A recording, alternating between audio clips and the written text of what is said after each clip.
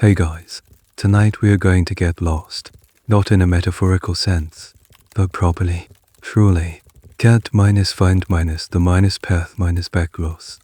Tonight, we're stepping into one of those old, deep, Scandinavian forests. The kind where the path disappears and the trees start to look a little too much like watching faces. It's a place where the air smells of damp earth and pine needles, and every shadow seems to hold a secret. Honestly, you might not make it back by morning, but that's kind of the point of a good story, isn't it? It's about the journey, not just the destination. So, before you get comfortable, take a moment to like the video and subscribe, but only if you genuinely enjoy what I do here. It helps these stories find others who might need a quiet escape. And while you're at it, let me know in the comments where you're listening from, and what time it is in your corner of the world. I love seeing how far these whispers from the past can travel. Now, dim the lights, maybe turn on a fan for that soft background hum, and let's ease into tonight's journey together. Your world is small, and it smells of pine. You live in a house made of timber that has seen more winters than your grandfather. It stands on the very edge of everything, on the seam where the tamed farmlands of your village meet the vast, untamed forest. The forest isn't just a place, it's a presence. Its eyes on windy nights and holds its breath in the deep cold. It provides the wood for your fire, the game for your table, and the quiet fear that keeps the village children from wandering too far. You've grown up with this forest as your neighbor, and just as you know your human neighbors, you know the stories of your silent, wooden one. The old folks, their faces creased like maps, tell the tales best. They speak of spirits, of trolls who grumble under mountains, and of the creature you think about most, the Huldra. In their stories, she's always beautiful, impossibly, heart-achingly beautiful, with hair like spun moonlight or autumn leaves, and eyes that hold the deep green of the mossy forest floor. She is the quintessential for a spirit of Scandinavian folklore, a guardian under mystery. But there's always a catch, a detail whispered with a cautionary tone. The Huldra, for all her human minus-like beauty, has a tail, a cow's tail. It's the one thing that betrays her otherworldly nature. You've heard the warnings 100 times. If you meet a beautiful woman alone in the woods, be courteous, be kind. But for heaven's sake, don't let her lure you away. And certainly, don't follow her if she asks for help with her cow. She doesn't have a cow. She just wants you to see her from behind. This knowledge lies in the back of your mind. When you're out checking your traps near the forest's edge, your eyes don't just scan for tracks in the mud. You find yourself glancing at the shadows between the ancient pines, half minus hoping, half minus fearing. You'll see a flicker of movement, a silhouette that doesn't belong. The stories say she is a test. Your reaction to her, and to her secret, determines your fate. The old storytellers claim she and her kind, the Huldra folk, are the descendants of Adam's first wife, Nilla, or perhaps unbaptized children hidden from God. The truth is, historians and folklore sets are still debating the exact origins of these tales. Are they cautionary fables meant to keep young men from getting lost or dallying with strangers? Or are they the last fading echoes of ancient nature deities, demoted to fairy tales with the arrival of Christianity? The question hangs in the air, as mysterious as the forest mist itself. But you've also heard different stories, stranger ones, from the charcoal burners.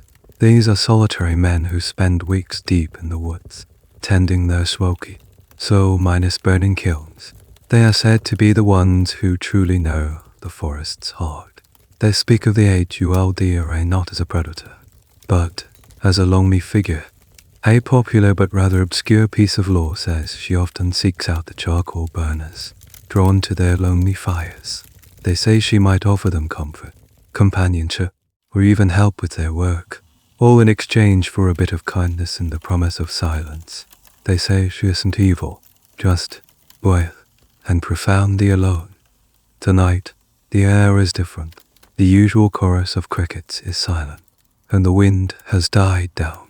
The forest seems to be holding its breath, waiting, You stand at your doorway, looking into the deep, velvety darkness under the trees.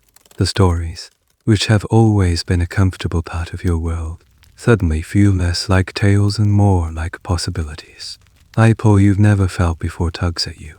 A quiet curiosity that feels stronger than all the old warnings combined. You feel a strange certainty that the forest has something it wants to show you. You take a step off your worn wooden porch, and your bare feet press into the cool, damp earth. The boundary is crossed. You are no longer looking at the forest. You are in it. The air changes almost immediately, growing cooler, thicker, smelling of decaying leaves and the rich, dark soil that has been sleeping here for centuries. The familiar sounds of your small home, the creak of the floorboards, the gentle crackle of the dying embers in the hearth vanish, replaced by the profound, living silence of the woods. You walk without a lantern.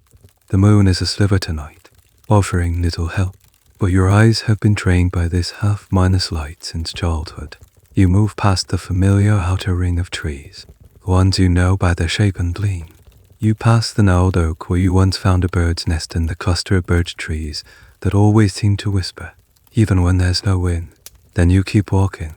You are now in a part of the forest you've only ever glimpsed from a distance, a place the village elders simply call the deep woods. The trees here are giants, their canopies so thick they blot out the sky. Their roots are like the gnarled knuckles of the earth, breaking through the mossy ground. And then, a mist begins to form. It doesn't roll in from one direction. It seems to rise from the ground itself.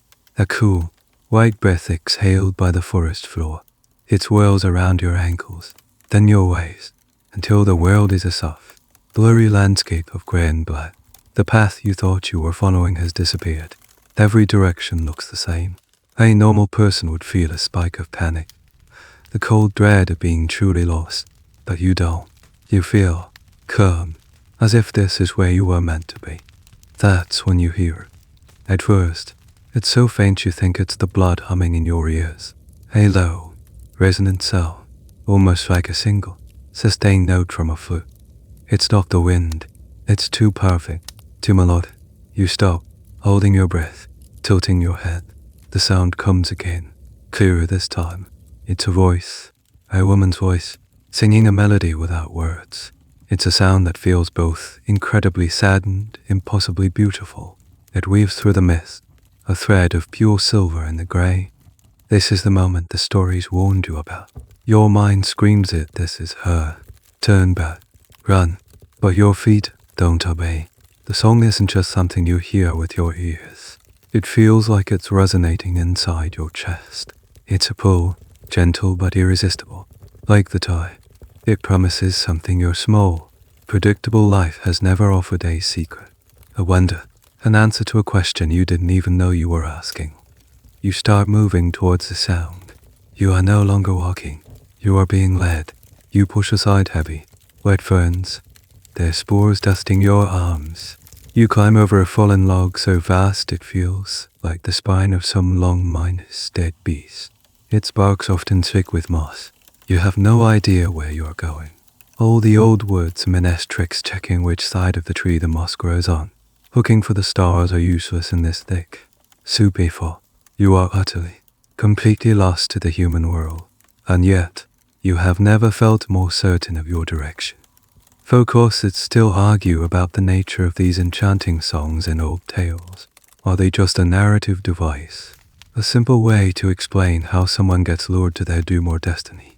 Or do they represent a deeper psychological phenomenon, the call of the wild, the human desire to abandon civilization and lose oneself in nature? The sound you're hearing feels like both. It's a real song, yet it's also the voice of the forest itself, calling you home. Interestingly, the melody reminds you of something familiar. An okay, that's the name for the ancient, high-pitched calls the dairy-maids used to summon cattle from the high pastures.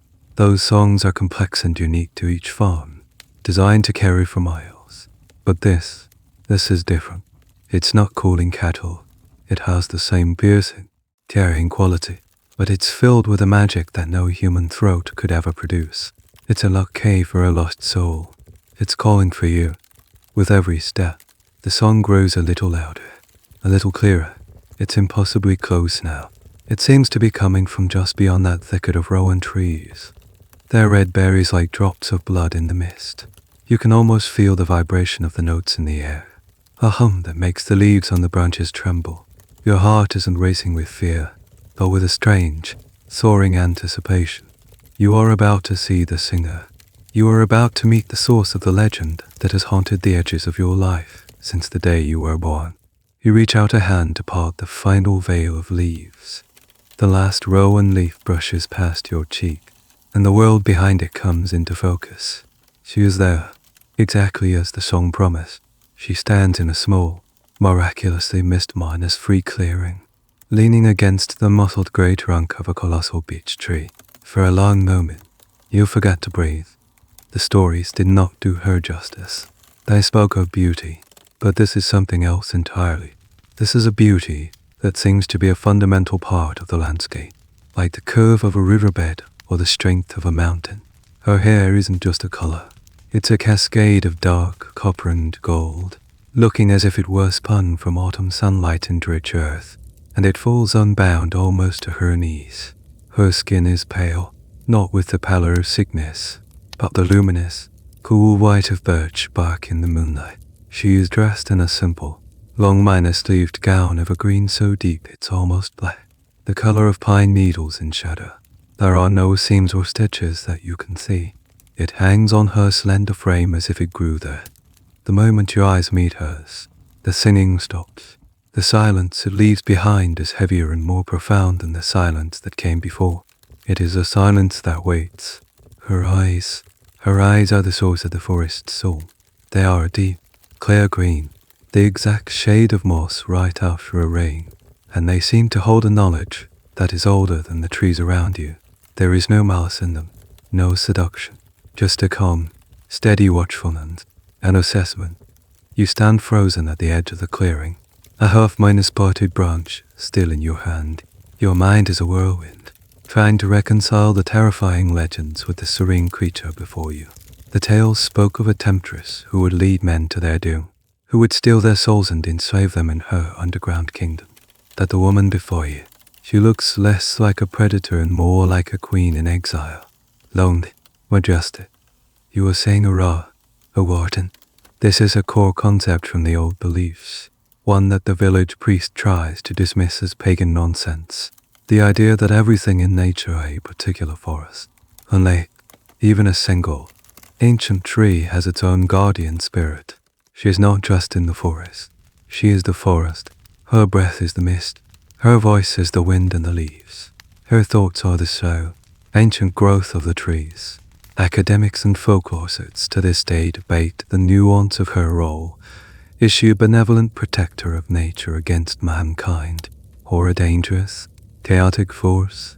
Looking at her now, you suspect the truth isn't so simple. She is not for you or against you. She simply is, and you are the one trespassing in her domain.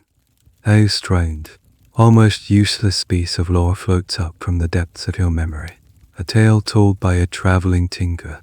He sworn that while Huldra is all minus powerful in her own territory, she is bound to it. He claimed they cannot cross vast minus flowing water, that a stream acts as a barrier they dare not pass. It was a bizarre detail, one you'd dismissed as a drunken fancy at the time, but now it makes a strange kind of sense. Her power is rooted here, in this specific soil, under these specific trees. She is as much a prisoner of this forest as she is its queen. She shifts her weight, a movement so fluid and silent, it's like a shadow moving. Her head tilts slightly, and a faint, curious expression softens her features. She has been watching you. You realize, just as you have been watching her. She saw you step into the mist. She saw you follow her song. She has been waiting to see what you would do. The clearing feels like a courtroom, and her gaze is the judge. Your life, the story said, could hang on this single moment. Then, she speaks. Her voice is not loud, but it cuts through the silence effortlessly. It sounds like the way the song felt, like honey and moss and cool, clear water. You are not afraid, she says. It is not a question. It is a statement of fact, tinged with a hint of surprise. Your throat is dry. Your mind is blank. You're supposed to do something, recite a prayer, show a piece of steel, run, but you do none of these things.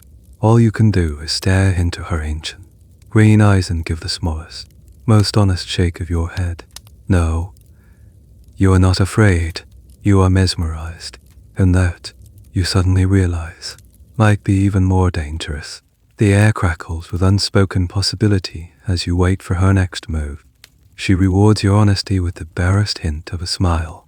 It doesn't light up her face. It's more like a subtle shift in the landscape. The way the forest floor looks when a sliver of sunlight briefly pierces the canopy. The tension in the clearing eases, just a fraction. It feels as if you've passed some unspoken preliminary test. She takes a single step towards you, her bare feet making no sound at all on the moss and fallen leaves. It's in this moment of movement that you see it. She turns slightly to the side as she steps forward, and for a split second, the long, deep green fabric of her gown pulls taut against her back and sways. And there, from the base of her spine, something moves with it. It's long, covered in coarse, brown hair, and it ends in a dark, bushy tuft. It swishes with the grace of a contented animal, a slow, lazy arc that is utterly, profoundly out of place with the rest of her perfect, human form. A cow's tail. The blood freezes in your veins. It's one thing to hear the stories, to imagine it in the abstract. It's another thing entirely to see it, stark and real, just a few paces away from you. Every nerve in your body screams. The legend, the one absolute, defining feature of the Huldra, is true. It's a biological impossibility, a detail so absurd it has to be a dream. Yet it's moving right there in front of you. The sight is so jarring it threatens to shatter the spell of the clearing. It's not monstrous, not frightening in a gory way. It's just wrong, deeply, fundamentally, supernaturally wrong. Your gaze snaps from the tail back to her face. Has she noticed your discovery? Her expression is unchanged, her green eyes still fixed on you with that same calm, unreadable intensity. She continues her slow, deliberate approach. She must know you saw it. The movement was too obvious. This, you realize with a jolt of clarity, is the true test. This is the moment the old folks always emphasize. Everything depends on what you do right now. Do you recoil in shock? Do you point? Do you let a flicker of disgust or fear cross your face? The stories were clear on this point. Any acknowledgement of her animal feature, any sign that you see her as less than perfect, undisposed, broken, the beautiful woman vanishes, and in her place is a creature of terrifying power who will punish your rudeness. Some tales say she'll lead you off a cliff. Others claim she will curse your farm, your family, or your mind, leaving you to wander the woods, mad and lost, for the rest of your days. This is the core of her myth duality. She is both the ideal of beauty and the otherness of nature. Historians have long debated the symbolism of the cow's tail. Is it a holdover from ancient horned deities, a link to fertility in the pastoral world, or is it a Christianized addition, a demonic mark meant to taint her pagan beauty and warn good folk away? The fact that different Scandinavian regions sometimes gave her other animal traits, say fox's tail in some parts of Sweden, for example, suggests it's the concept of a hidden, wild imperfection that truly matters. You also recall a lesser known, almost comical piece of folklore. It's said that one way to trick a Huldra into revealing her tail is to sit down to eat with her and then accidentally drop your knife. When you bend to pick it up, you can look under the table to see her tail coiled by her feet.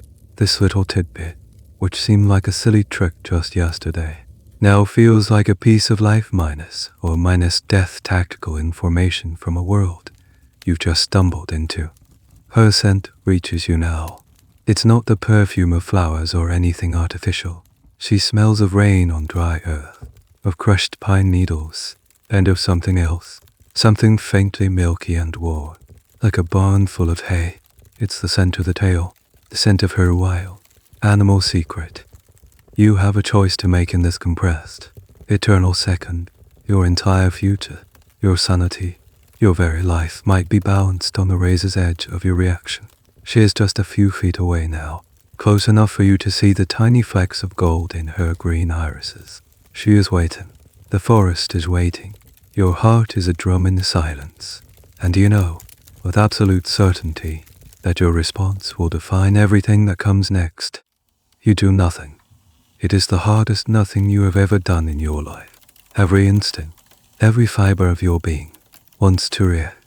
Your eyes want to widen. Your jaw wants to drop. A gasp wants to leap from your throat. Your mind is a frantic bird trapped in a cage, beating against your ribs. Cow's tail. It's a cow's tail. It's real, but you force it all down. You hold the bird still. You command your muscles to be calm, your face to remain a mask of placid neutrality. You keep your eyes locked on hers. It's your only anchor in this swirling vortex of impossibility. You look into their deep green depths and you pretend that they are all that exists of her. You are not talking to a creature with a secret. You are simply a traveler in the woods, meeting another soul. You force a slow, deliberate breath into your lungs, which feel tight and small. Then, you offer her a small, hesitant smile. It's not a wide, foolish grin, but a quiet, respectful acknowledgement, the kind of smile you would give a stranger you pass on a lonely road. A simple gesture of shared humanity, or, in this case, a gesture that bridges the gap between your humanity and her, whatever she is. You give a tiny, almost imperceptible nod, and the forest breathes. It's as if a string, pulled taut to the point of breaking, has just been gently slackened. The oppressive weight in the air lifts. The silence, which was once heavy and judicial, becomes soft and peaceful, and on her face, the transformation is breathtaking. The guarded, watchful stillness melts away, replaced by something warm and genuine. The corners of her lips lift into a true smile this time, one that reaches her ancient eyes and makes them shine with an inner light. It's like watching the sun finally break through a day of solid cloud. She has seen your choice. She has seen you see her flaw, and she has seen you honor it with your silence. You have kind eyes, she says, her voice soft and air, losing its formal, melodic edge and becoming something more intimate. Not many of your kind do, anymore. You have passed the test, and in doing so, you've confirmed the most important piece of Huldra, or the trial is not about courage, but about character. She isn't testing if you're brave enough to face a monster. She is testing if you're decent enough to meet a person and accept them, imperfection and all.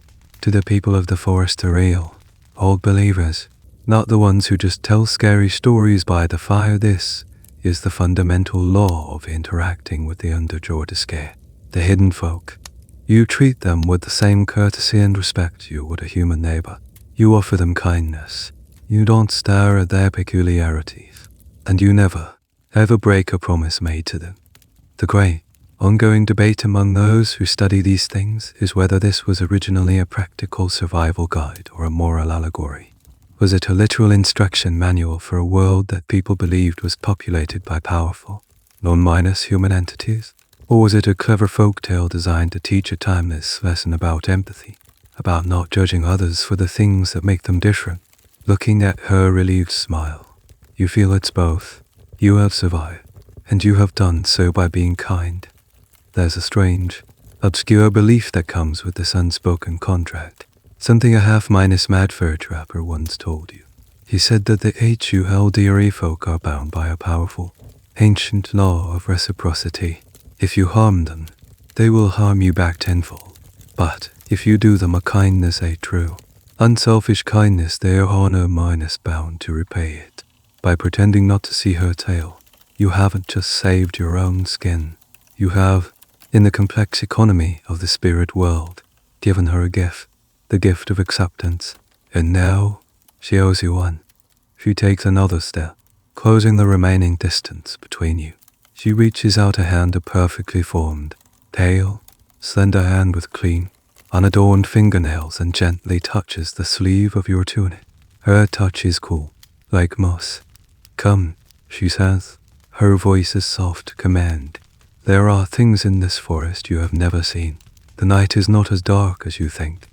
She turns her back to you then, a gesture of complete trust.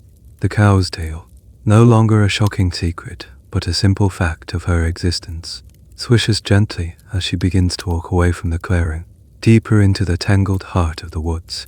She doesn't look back to see if you are following. She knows you will. You have passed the test. You have been accepted. And now the real journey is about to begin. You take the first step, following her into the beckoning, mysterious dark. You follow her. The decision is made without thought, an instinct as natural as breathing. You are her shadow as she moves through the forest that is her skein. The path she takes is no path at all. She glides through tangled thickets of thorn that seem to part for her, their hooked branches pulling back just before they can snag her deep green gown. She steps over moss-covered roots as if they were level ground, and the mist that had been so disorienting before now seems to swirl around her, creating a clear, visible wake for you to follow. The forest is transformed. Before, it was a place of shadows and potential threats. Now, under her silent guidance, it feels alive in a different way. You start to notice things you never saw before. The faint, silvery glow of fungus tracing patterns on the bark of a fallen log, the way the dew-covered spitterbears, strung between ferns, look like intricate nets woven with tiny diamonds. The forest isn't just a collection of trees anymore. It's a single, breathing organism, and she is its heart. You are walking through the veins of a living creature. After a time, a new sound begins to permeate the silence. It starts as a low thrumming, a vibration you feel in the soles of your feet before you hear it with your ears. It's not the sun she's saying, nor the wind. It's a deep, powerful, and constant rumble. It grows steadily louder, a bass note that underlies the entire world, and soon it blossoms into the unmistakable roar of a great volume of moving water. You live your whole life near streams and rivers, but this sound has a weight and a power you've never encountered. She leads you towards a sheer wall of dark rock, a cliff face that seems to block any way forward. It's covered in a thick carpet of dripping moss and tiny, star-shaped ferns. For a moment, you think this is the end, but she doesn't slow down. She walks right up to the wall, to a place where a curtain of ancient ivy hangs thick and heavy, and simply pushes it aside as if it were a bead curtain in a doorway. She gestures for you to enter. You duck under the heavy ivy vines, and the world changes so completely it takes your breath away. The roar becomes deafening, and a cool, heavy spray hits your face. You are standing on a wide ledge behind a cascade of water. You are inside the waterfall, but she doesn't stop. She leads you along the narrow, damp ledge to an opening at the other end.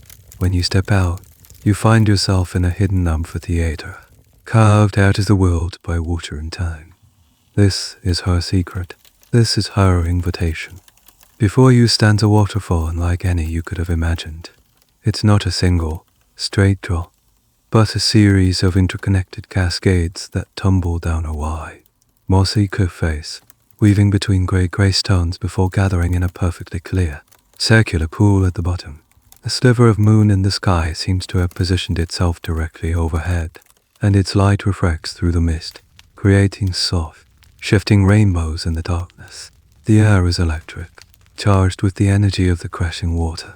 The plants growing around the pool are impossibly lush and vibrant, their greens almost glowing with an inner life. She walks to the edge of the pool and turns to you. She makes a simple, sweeping gesture with her hand that encompasses the entire grotto. This, she says, her voice almost swallowed by the roar, is my heart. You realize she hasn't just brought you to a place. She has shown you a piece of her soul. This is the source of her power, her solitude, her song. This is her world. The ongoing academic debate questions whether these hidden realms in folklore are meant to be interpreted as physical, alternate dimensions that intersect with our own, or as deeply psychological, shamanistic landscapes, looking at the impossible, moonlit rainbows and feeling the very real, cold spray on your skin. You're certain the answer is yes to both. This place is real, but it is not on your world's map. It's a fold in the fabric of reality, a liminal space that you could never find again on your own. You move closer to the water's edge, mesmerized, Within the constant roar, you begin to hear other things: melodies, harmonies, complex rhythms.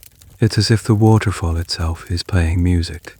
A strange piece of lore surfaces in your mind, a tale about a specific kind of folk music called. It's said that famous fiddle players would sometimes learn these hypnotic, otherworldly tunes by sleeping near waterfalls, receiving the music from the Huldra in their dreams. The music was a gift, granting them uncanny skill, but it was also dangerous. It was said to be so powerful it could make people dance until they collapsed from exhaustion. The music you're hearing in the water feels like that: wild, beautiful, and slightly unhinged. She says you're listening. The falls have their own voice. She says, her tone soft. You just have to be quiet enough to hear it. She gestures to a large, smooth stone near the water's edge, worn flat by centuries of spray and covered in a velvety cushion of moss. An invitation to sit, to stay, to listen, not just as a visitor, but as a guest. As you sit down on the cool stone, you feel the last vestiges of your old world. The world of farms and fences and predictable days finally fall away. You are in her home now, and the waterfall's song is beginning to sound less like noise and more like a language you might almost understand. You spend a timeless interval in her sanctuary. It could be minutes, it could be hours. The moon doesn't move in the sky above the grotto, and the waterfall's song is a constant, mesmerizing symphony. You don't speak much. There's a comfortable silence between you now, a shared understanding that needs no words. You watch as she dips her hands into the clear pool, her pale fingers disturbing the perfect reflection of the moon. She seems to be drawing strength from the water, from this place that is so intrinsically hers. But eventually, a change occurs, a subtle shift in the air. The roar of the waterfall seems to fade slightly, and you become aware, once more, of the world outside this hidden pocket of existence. You hear the distant call of a pre-dawn bird, a single, tentative note that signals the coming of the light. She looks up, her head cocked, listening to the same sound. A faint line of sadness touches her brow. The sun is a clock I cannot stop, she says softly. Your world is waking up. She rises with the same fluid grace as before and leads you back the way you came, behind the roaring curtain of water, along the slippery ledge, and through the veil of ivy. When you step back out into the main forest, the thick, magical mist has begun to thin. The air is grey and cold, filled with the promise of morning. She walks with you, retracing your steps through the woods, which now seem ordinary again, just trees and shadows. She stops at the edge of the deep woods, at the invisible boundary where her world ends and yours begins. The familiar shapes of the outer trees are visible from here, and beyond them, you can just make out the dark silhouette of your own roof against the lightening sky. They will ask you where you have been, she says, her green eyes serious. They will have questions. This is the next test. You knew it was coming. Secrecy is a cornerstone of any pact with the hidden folk. To speak of their world to outsiders is to betray their trust, to break the fragile membrane that separates their reality from yours. A promise of silence is the price of admission to the world you just saw. What do I tell them? You ask, your voice sounding rough in the quiet morning air. You tell them you were lost. She replies simply, it is the truth, is it not? And it is. You were lost, in more ways than one. She holds your gaze for a long moment, an unspoken agreement passing between you. Then, as silently as she appeared, she steps back into the shadows of the trees. One moment she is there, a figure of impossible grace against the dark wood. Then the next, she is gone. The forest is just a forest again. You are alone. You stumble back to your home as the first rays of sun begin to pierce the horizon. Smoke is already curling from the chimney of your nearest neighbor. As you approach, the door of their house opens and old Gunhild emerges, a wooden bucket in her hand. She sees you, and her eyes widen in surprise. There you are, she calls out, her voice a mixture of relief and suspicion. We were about to send a search party. You were gone all night. Where have you been? Here it is, the moment of choice. Her words hang in the cold air, both eyes in the smoke. Waking village will soon be upon you. This isn't just a casual question. It's an interrogation by the community. You can feel the weight of their collective curiosity. This situation touches upon a real, historical social dynamic. In small, insular communities like yours, an unexplained absence was a serious matter. It was a disruption to the social order. Returning with a fantastical story would lead to accusations of madness, drunkenness, or worse, consorting with unholy things. The pressure to provide a sensible, rational explanation is immense. Historians often debate how much of the secrecy in folklore was about protecting the spirits, and how much was about protecting oneself from social ostracization. A weirdly specific piece of folk wisdom comes to mind. It's said that if you lie about your dealings with the Huldra folk, your tongue will swell, or you'll be struck dumb. But if you tell the whole truth, the magic vanishes forever. The only safe path is a partial truth, an evasion. You look at old Gunhild, her face edged with worry and suspicion. You think of the hidden waterfall, the moonlit rainbows, the impossible green of your host eyes, and her tail. You pull your shoulders in, hutch Nick slightly, and try to look tired and foolish. I got turned around, you mumble, rubbing the back of your neck and avoiding her sharp gaze. The mist came in so thick, I must have walked in circles for hours. Finally just huddled under a big pine tree and waited for the sun. Feel like a fool. Gunhild squints at you, her eyes searching your face for any sign of deceit. She seems to want to ask more, to pry into the details of your night minus long confusion. That, your story is plausible. It's happened to others before. After long, tense moment, she gives a sharp nod. Kuh, lucky a wolf didn't find you, she grunts, turning away to get her water. Get inside and get warm. You look like you've seen a ghost. You have, but you say nothing. You have kept your promise. You protected her secret, and in doing so, you have protected your own. As you walk towards your door, you feel a strange sense of quiet satisfaction. You have successfully navigated the politics of two different worlds. In the days that follow, a quiet rhythm settles over your life. The village's mild suspicion fades, replaced by the mundane realities of work and weather. Your night of being lost becomes an unminus story, a minor event already being forgotten. But for you, nothing is the same. The world looks identical, but you are seeing it through new eyes. The forest, once a mere backdrop to your existence, now feels like a silent partner in your life. You feel its presence at your back when you work in the fields, a constant, quiet hum just at the edge of your hearing. You don't expect to see her again. You believe your encounter was a singular event, a once minus in minus a minus lifetime tear in the fabric of the ordinary. You are content with the memory, but you quickly learn that her influence has not left you. It begins subtly. You go out to forage for mushrooms, a task that is usually a frustrating hunt for a few edible morsels among many poisonous minus alike. This time, however, you find yourself walking with a strange sense of purpose. You don't consciously decide to turn left at the old, lightning minus scarred pine.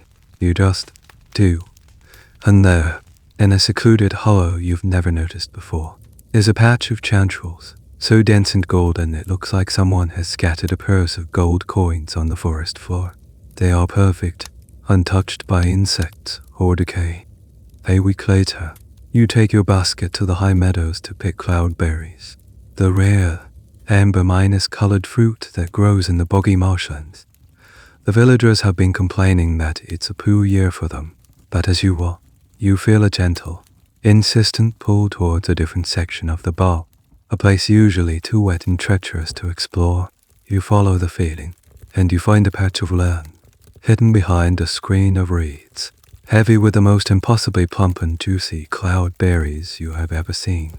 You fill your basket in minutes. The true sign, however, comes when you check your snares. Hunting is a game of patience and luck, more often missed than hit. Yet now, when you check the simple wire loops you've laid out, they are rarely empty, and the game you catch is different. You snare a hare, and it is the largest, healthiest hare you've ever seen. Its fur thick and glossy, its weight heavy in your hands. You catch a grouse, and its feathers are iridescent, its body plump. It's as if these animals were not wild and scrabbling for survival, but bred and cared for like prize livestock. This is skogslykke, or forest lot. It's a well-known concept in the old beliefs, a tangible blessing bestowed by the forest's warden. It's raw upon those she favors. She has deemed you worthy. She has seen your respect, your silence, and this is her quiet, ongoing thank you. The forest itself is providing for you. The academic question that has always puzzled folklorists is whether this is a literal act of magic, the spirit physically guiding the animal into the trap, or if the encounter with the supernatural has simply honed your own senses to a preternatural degree, making you a better hunter. You don't know the answer. You just know that your pantry is fuller than it has ever been. You remember a bizarre and obscure tale about H.U.L. Driver's own cattle, the Huldra. These were said to be beautiful, hornless, sky-blue or mouse-gray cows that would sometimes emerge from the hills to graze with human herds, magically increasing the farm's milk production. The animals Yuri catching feel like that they are of the forest, but they seem touched by a magic that makes them more than natural. They are a gift, and you know that a gift requires acknowledgement. This is not a 1-way transaction, so you begin a small, silent ritual. After you take a hair from a snare, you leave a small piece of it behind on a clean stone. When you harvest berries, you scatter a handful back onto the moss for the forest. Before you drink from a stream, you spill a little water on the ground as an offering. These are the old ways, the small gestures of reciprocity that maintain the balance between your world and hers. You are feeding the forest that now feeds you. The village notices your newfound prosperity. They see your full larder, the fine pelts you trade at market. They chalk it up to you becoming a more skilled woodsman, a harder worker. They clap you on the back and say you have a good eye. You just nod and smile. You let them believe what they want, but you know the truth. You are no longer just living beside the forest. You are living with it. You have an arrangement, and every time you step under the shade of the first trees, you feel a sense of being watched, not with suspicion, but with a calm, proprietary, and deeply personal attention. The bond between you and the forest deepens. It's no longer just about luck or provision. It's about understanding. You start to spend more of your free time wandering the woods, not for hunting or foraging, but simply for the sake of being there. You find you prefer the company of the ancient trees to the idle chatter of the village. The forest has become your confidant. One late afternoon, while exploring a part of the woods you've never seen, you come to a sun-dappled clearing. In the center lies a massive, ancient pine, toppled by some long-ago storm. Its colossal roots are torn from the earth, creating a sheltered cavern beneath. As you approach, you hear a low sound, not her singing, but a soft, rhythmic murmur. You move closer, your steps silent on the thick bed of pine needles. You peer around the edge of the root ball, and your heart gives a gentle lurch. She is there. She is sitting on the fallen trunk, her back to you. Before her, sitting calmly on the grass, is a sight that should be impossible. A massive male, a full-grown bull with a rack of antlers so large they look like the branches of a small tree. A few feet away from the elk, a red fox sits primly, its tail curled around its paws, and near her feet, a family of badgers poke their striped snouts out from a hole, their usual nocturnal shyness completely gone. This isn't a gathering of tame animals. These are wild creatures, natural rivals and prey, sitting together in a state of impossible peace, and she is speaking to them. The sound you heard is her voice, but she isn't using human words. She is murmuring a series of soft clicks, deep coos, and gentle whistles. It's a language that sounds like it's woven from the sounds of the forest itself, the chirp of a cricket, the rustle of leaves, the gurgle of a hidden stream, and the animals are listening. The great elk turns its head slowly, its large, dark eyes fixed on her with an intelligent, placid focus. The fox gives a little flick of its ears. You are witnessing something profound. She isn't just a part of the forest. She is its keeper, its mediator. The legends often describe her as a shepherdess, not of sheep, but of wild beasts. She is the reason the predators don't hunt to extinction, the reason the herds find new pastures. She maintains the delicate, brutal balance of life and death that is the forest's law. This scene taps into a deep vein of folklore that portrays certain supernatural beings, particularly female spirits, as having complete dominion over the animal kingdom. This trope, scholars argue, is likely a remnant of pre-Christian mistress of animals deities, powerful goddesses who govern the hunt and the life cycles of wildlife. To see her here, in this quiet communion, is to see a living piece of ancient, forgotten religion. You are looking at a goddess holding court. A strange, almost comical detail you once heard from an old fur rapper comes to mind.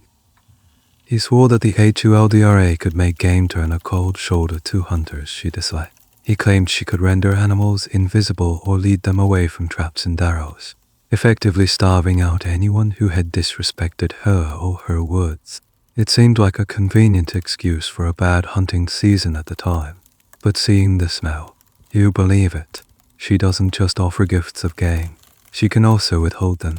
She holds the keys to the entire ecosystem. She finishes her conversation with a final, soft whistle. The elk gives a low grunt, dips its massive head in a gesture that looks uncannily like a bow, and then turns and disappears silently into the trees. The fox gives a quick, high-pitched bark and trots away in another direction. The badgers vanish back into their den. The clearing is empty, save for her. She sits for a moment longer before she speaks, without turning around. It is not polite to spy, she says, but there is no anger in her voice, only a mild, amused weariness. I didn't mean to, you reply, stepping out from behind the root bowl. I was just walking. She finally turns to look at you, and the faint smile is back on her lips. I know. The forest told me you were coming. Her gaze is warm, familiar. The initial tests are long past. You are no longer an outsider to be vetted. You are part of the landscape now, in your own small way. She pats the space beside her on the massive, fallen log. Come, saved. You and I have a different language to speak. You walk across the clearing and take a seat next to her. The log is wide enough that a comfortable distance remains between you, but it's the closest you've ever been. You can see the intricate way her coppery hair is braided with tiny green leaves, and you can smell that faint, earthy, milky scent that is hers alone. Use it in silence for a while, just to beings in a quiet clearing, listening to the ancient pulse of the woods around you. You are beginning to understand that her world is not just about magic and secrets, but about a responsibility as old as the stones and as heavy as the mountains. You sit beside her on the colossal trunk of the fallen pine. The silence is no longer a void to be filled but a presence in itself, comfortable and full. The air is warm in the sun-dappled clearing. For the first time, you feel completely at ease with her, the initial awe and fear having settled into a quiet, profound respect. You are just a beings, sharing a moment of peace on the spine of a dead giant. Your hand rests on the trunk beside you. You idly run your fingers over the bark, feeling its rough, textured surface. It's like the skin of an ancient reptile. You trace the deep fissures, the patches of moss, the tiny holes bored by insects. Your fingers find the edge of a larger opening, a place where the tree's heartwood has rotted away over the decades, leaving behind a deep, dark cavity. You could almost fit your arm inside. It's just an empty space, a testament to the slow, inevitable decay that claims all things. And this simple, hollow space in the wooden cork's a memory. It's not one of the common legends told by the fire, but a darker, stranger whisper of a story you once overheard from the terrified hunters who had stumbled back to the village, pale and shaking, claiming to have seen a Huldra by a stream. They weren't talking about her tail. They were talking about her back. The story goes that while Huldras face and front are the perfection of human beauty, her back is a horror. It is not made of flesh and bone. It is hollow, not just empty, but grotesque concave shell that looks like the inside of a rotten, gnarled tree trunk. They say her skin from behind is bark, her spine a ridge of twisted wood, and the space within is dark and empty. The image flashes in your mind, unbidden and unwelcome. It's a far more disturbing concept than her tail. The tail is an animal feature, a mark of wildness. It's strange, but it's still part of a living, breathing creature. The hollow back is something else entirely.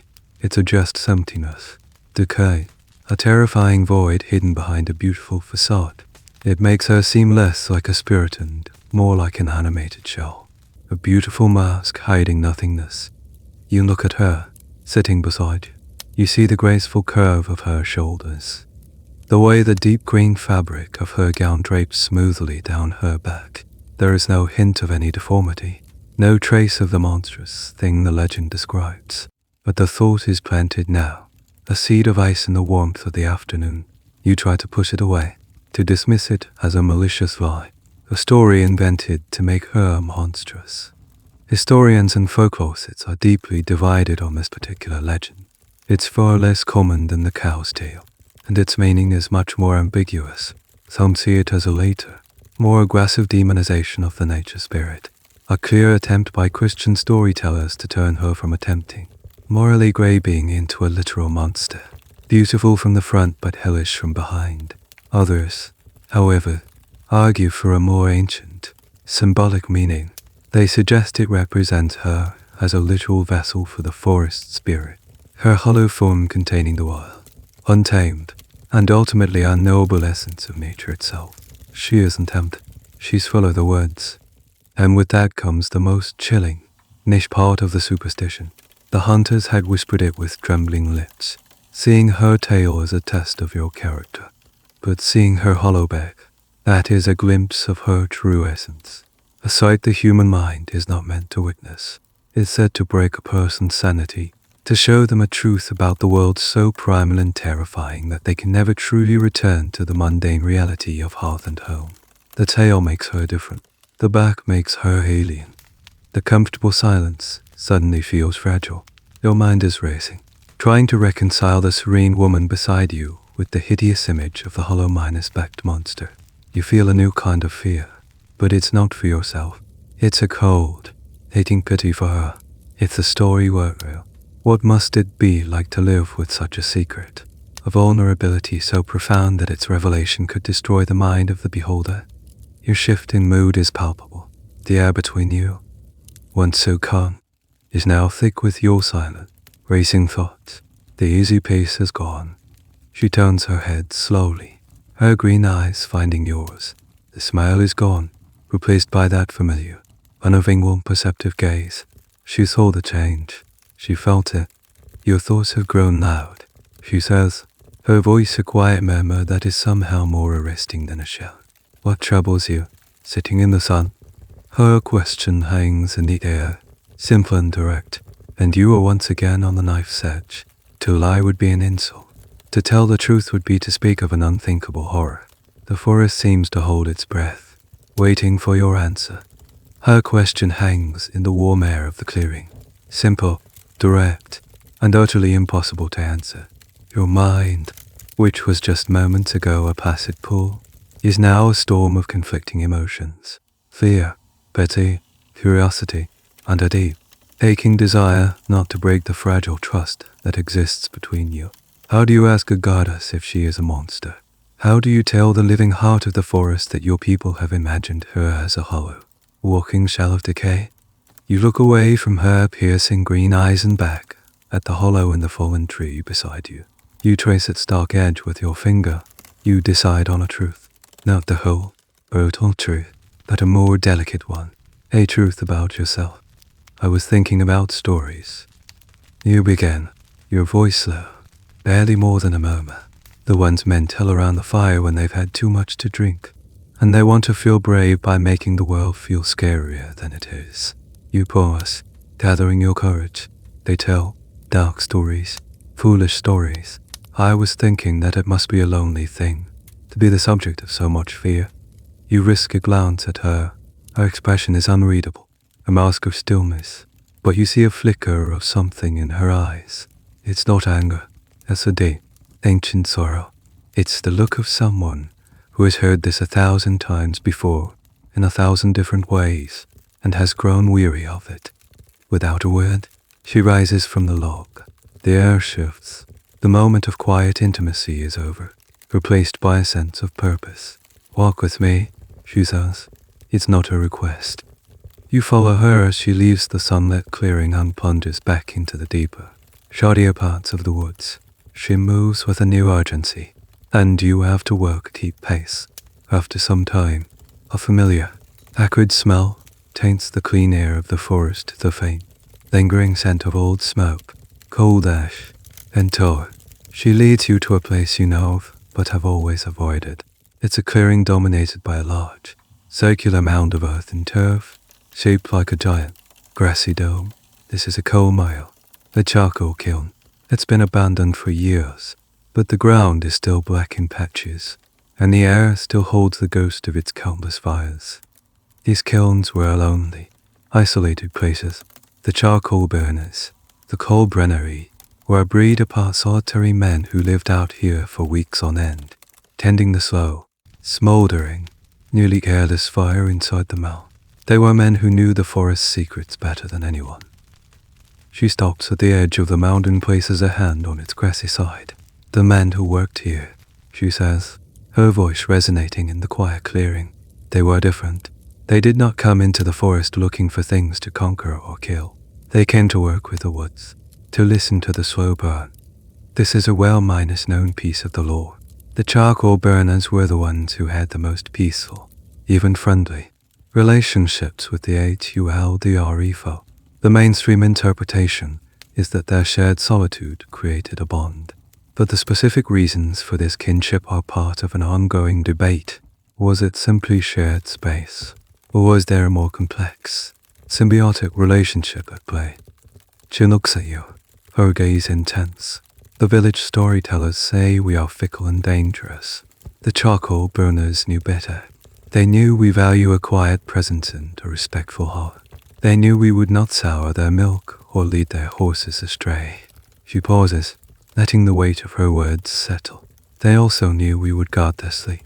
Here, she offers you a rare, specific piece of knowledge, a detail that is not widely known. The fire that burns in one of these mounds is a hungry, sleeping beast. If it gets too much air, it wakes up and destroys everything. More than one burner was saved from a fiery death by a voice on the wind, a sudden, urgent whisper in his ear telling him to wake up. They learned to trust that voice. They knew who it belonged to. She is telling you that her relationship with humans is not one of predator and prey, but of reciprocity. The burners respected her domain, so she, in turn, watched over their dangerous work. It was a pact, an alliance forged in smoke and solitude. "You see," she says, turning to face you fully, her back to the old kiln.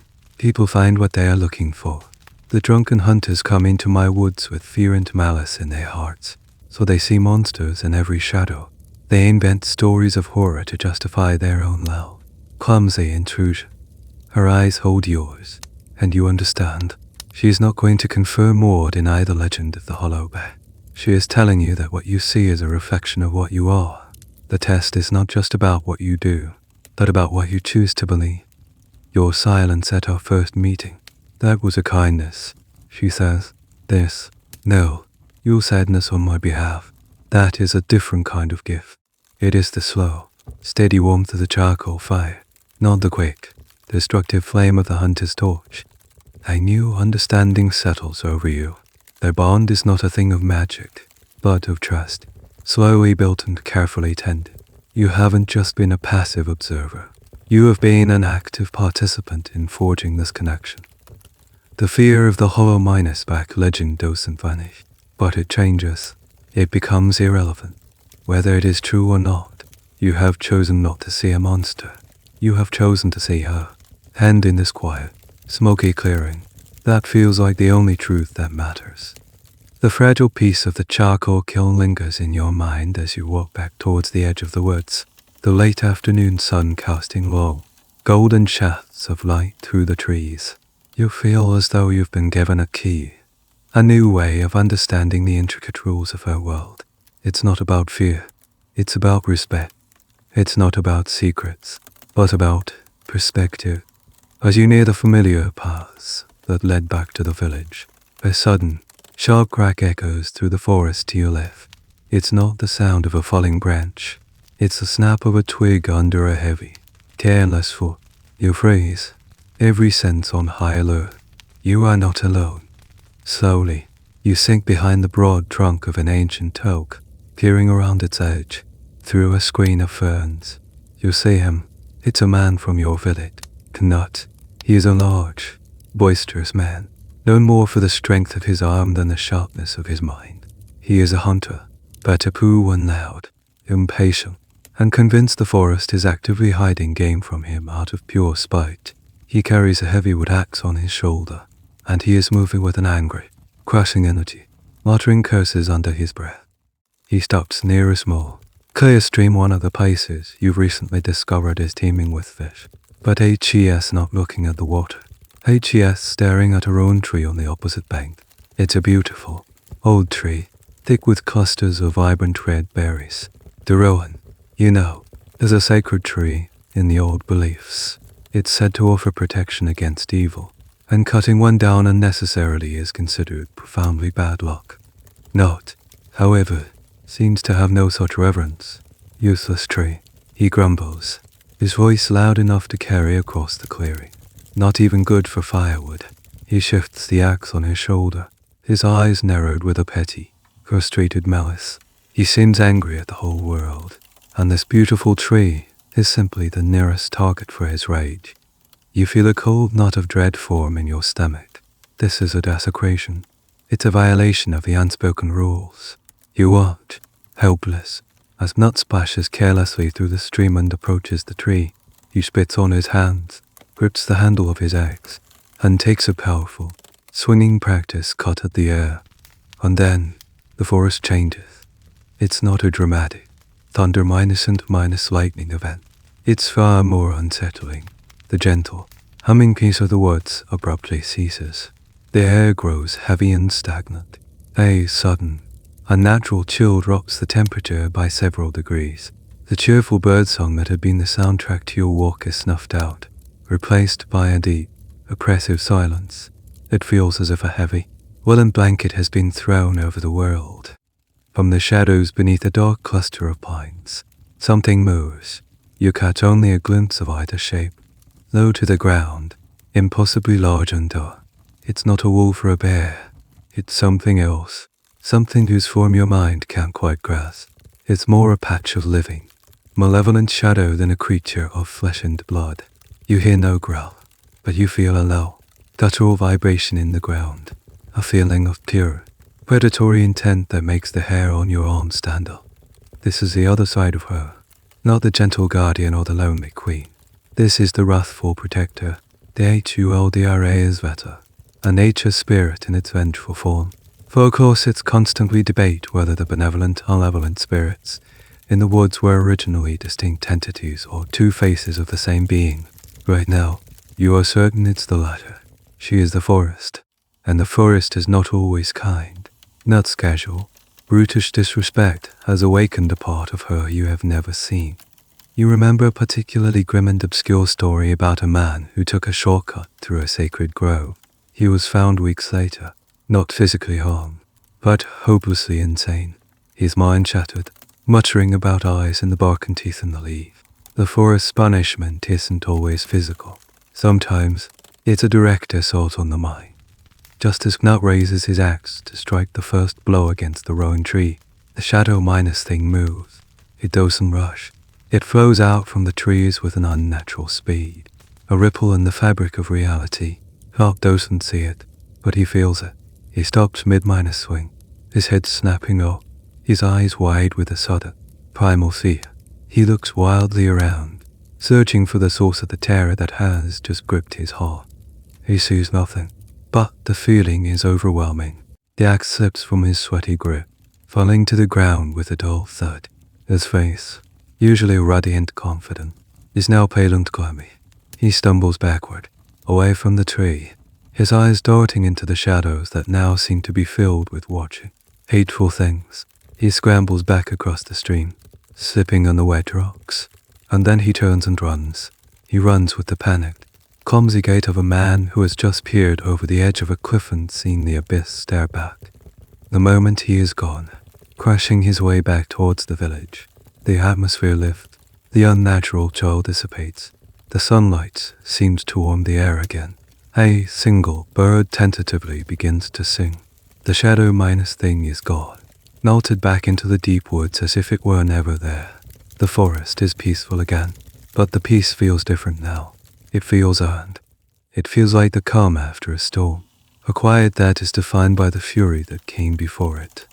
You remain hidden behind your tree for a long time, your heart pounding. You have seen her kindness, her loneliness, her majesty. Now you have seen her anger. You have seen the forest's immune system at work, swiftly unterrifyingly expelling an infection. And you understand more deeply than ever that your place here is a privilege, not a right. It is a peace that must be constantly, quietly, and respectfully maintained. The incident with Knut leaves a lasting impression on you. It was a stark reminder that your relationship with her, and with her forest, is a delicate balance. You find yourself being even more careful, more reverent, in your wanderings. The gifts of the forest continue to appear, but you now accept them with a deeper sense of humility, always leaving a more significant offering in return. You see her several more times over the course of the late summer. The meetings are always quiet, taking place in secluded clearings or by the banks of silent streams. The initial dynamic of tests and secrets has evolved into a comfortable, if still mysterious, friendship. You talk, but not of grand things. You speak of the changing seasons, the patterns of the stars, the small events of the forest. You learn the names of plants you never knew existed.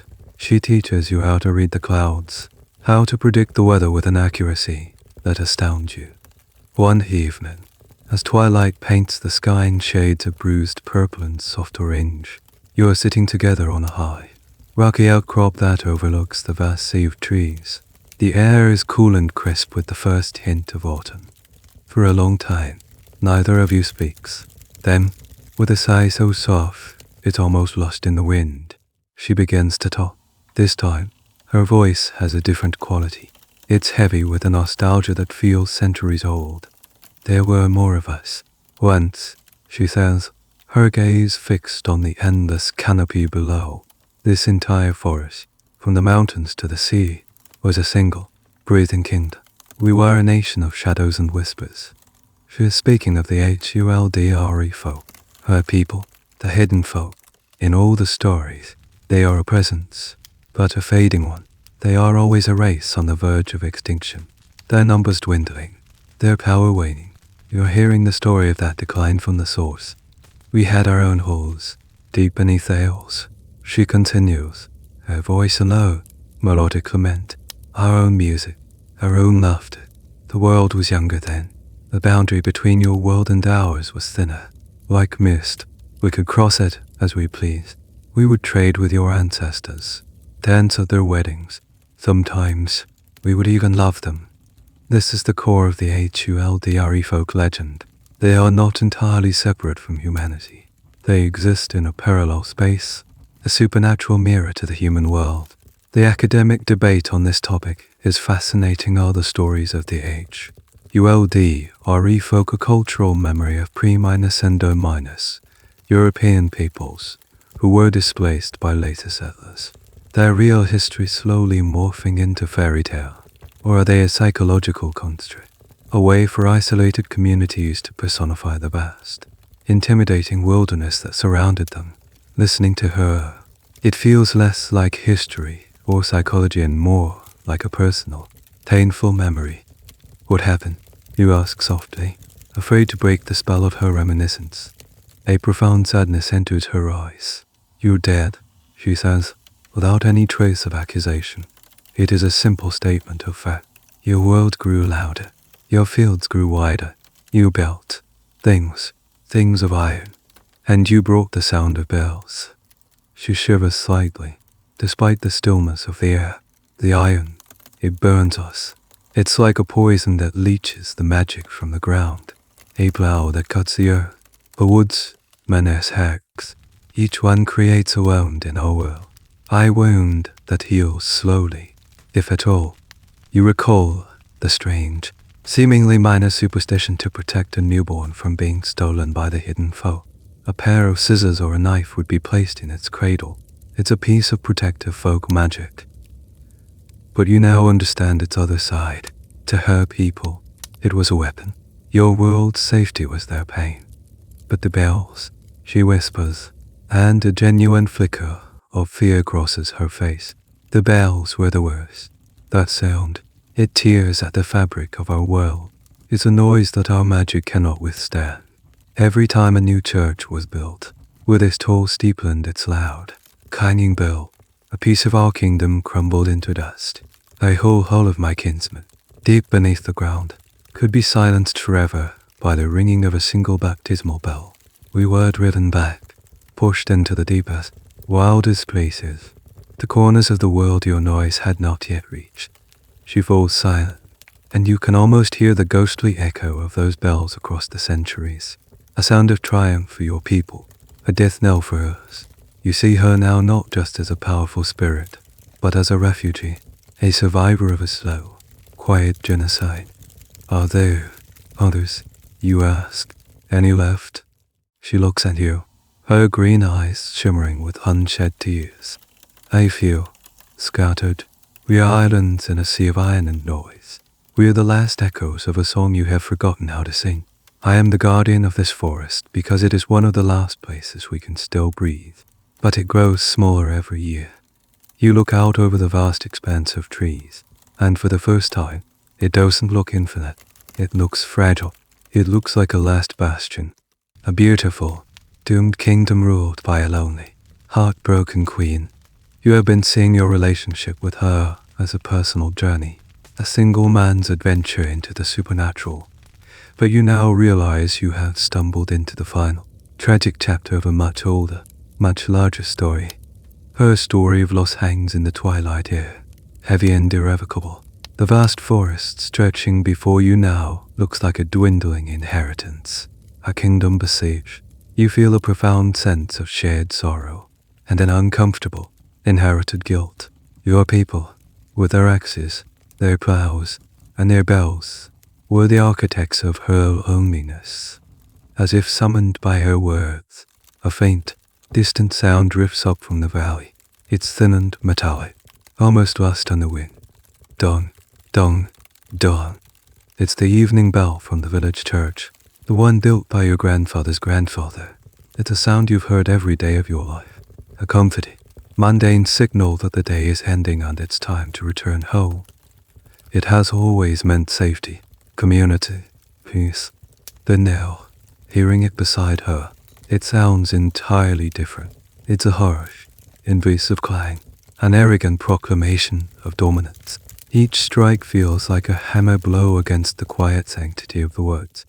The effect on her is instantaneous and devastating. The calm, sad majesty she possessed just moments ago shatters. She flinches, as if struck by a physical blow. Her hands fly up to cover her ears, and a low, pained whimper escapes her lips. Her body cools in on itself, a gesture of pure, instinctual self preservation. The queen of the forest is gone, replaced by a terrified creature, cornered and in agony. It hurts, she whispers, her voice tight with pain. It scrapes the inside of my mind. You see now that it's not a metaphorical dislike, it's a physical assault. The sound waves, to her, are like shards of glass. The very vibrations that your people find holy are a form of torture for hers. This is the absolute, unbridgeable chasm between your worlds. This fear of church bells is a common thread in folklore concerning nature spirits across Europe. Academics have long debated its origins. Is it purely a narrative invention of Christian monks, a propaganda tool to demonstrate the power of their faith over the old pagan ways? Or does it represent a deeper, cultural memory of conflict, the clash between the animistic beliefs tied to the wild, untamed land and the new, structured religion of settlement and civilization? Seeing her reaction, you feel the academic debate is moot. The pain is real. You feel a surge of protective instinct. Without thinking, You move closer to her and place your hands over hers, pressing them more firmly against her ears, adding another layer of flesh and bone to shield her from the piercing sound. It's a small, clumsy, inadequate gesture, but it's all you can offer. She leans into your touch, her body trembling. Through your hands, you can feel the tremors that rack her frame with each distant, rhythmic toe of the bell. You are sharing her pain, just a fraction of it, and it's a deeply unpleasant sensation, a jarring, unnatural vibration that seems to go right to your bones. A strange and specific bit of lore comes to you, something about how to cure land that was thought to be infested with troublesome spirits. The prescription was to walk the perimeter of the property while ringing a handbell and reading psalms. It was called cleansing the land. You now understand it for what it was, a form of spiritual warfare. An eviction notice, written in sound. When the last chime of the bell finally fades into silence, the quiet it leaves behind is immense. The forest seems to take a collective, shuddering breath. Slowly, she lowers her hands from her ears, though yours remain, gently cupping hers. The trembling subsides, but she looks pale and depleted, as if she has just endured a serious illness. "Thank you," she says, her voice weak. She doesn't pull her hands away. Your touch seems to be a comfort, an anchor to the physical world after the sonic assault. "I never knew," you say, your voice full of a remorse that feels utterly inadequate. "To me, it was just the evening bell." "I know," she says, a flicker of her usual sad wisdom returning to her eyes. "For you, it is the sound of home. For me, it is the sound of the cage." She looks down at your hands, still holding hers. She turns one of her palms over and lightly traces the calluses on your fingers with her thumb. It's a touch of incredible intimacy, a quiet acknowledgement of the bridge you have just tried to build across an impossible divide. In that moment, you are not a man and a spirit, not a villager and a Huldra. You are just two beings, finding a moment of solace in a world that seems designed to keep them apart. The fear her kind has of your world is no longer an abstract concept. You have felt its echo, and it has changed the nature of your bond in a way that feels permanent and profound. The vulnerability you witnessed on the rocky outcrop lingers between you. The act of shielding her from the bell was a turning point. It was a gesture that went beyond respect or friendship. It was an act of care, of alliance. In the weeks that follow, as summer gives its final golden sigh and autumn begins to paint the leaves in fiery hues, you find your lives becoming more deeply intertwined. You spend more time in the forest than you do in the village, and the line between your world and hers begins to blur. One crisp afternoon, you are helping her clear a small stream that has been blocked by a fallen tree. It's simple, physical work. You use your strength to shift the heavy branches while she, with her intimate knowledge of the water's flow, directs you. It's a comfortable, domestic kind of activity that feels surprisingly normal. When the last of the branches is cleared and the water flows freely again, you sit together on the mossy bank, watching the eddies and currents. The conversation is light, but you feel a deeper question hanging in the air between you, a question about the future, about the nature of your strange, impassable bond. As if reading your thoughts, she turns to you, her green eyes serious. "You know what the stories say, don't you? About what happens when one of your kind and one of my kind stay together." Your heart skips a beat. You do know. It's one of the most famous and romantic parts of her legend. They say, Huldra can marry a human man. You reply, your voice careful. "They do," she says, her gaze unwavering. "But there are conditions, always conditions." She proceeds to lay out the ancient, magical contract, the one that has been the subject of countless fireside tales and ballads. It is a transformation, both literal and symbolic. "If I were to agree to such a union," she explains, her tone that of a scholar explaining a fundamental law of physics, "and if we were to be wed in a church, under the eyes of your God," she pauses, and you can see the deep reluctance the thought gives her. Then the moment the priest speaks the final blessing, two things would happen. First, my tail would fall away, vanish. I would become fully human in form. No more secrets. No more hidden wildness. This is the ultimate prize in the stories, the taming of the wild spirit. Her complete assimilation into the human world. It represents the triumph of civilization and faith over the chaos of nature. And second, she continues, her voice dropping lower. I would lose my connection to the forest. The voices of the animals would fade. The sight of the hidden paths would dim.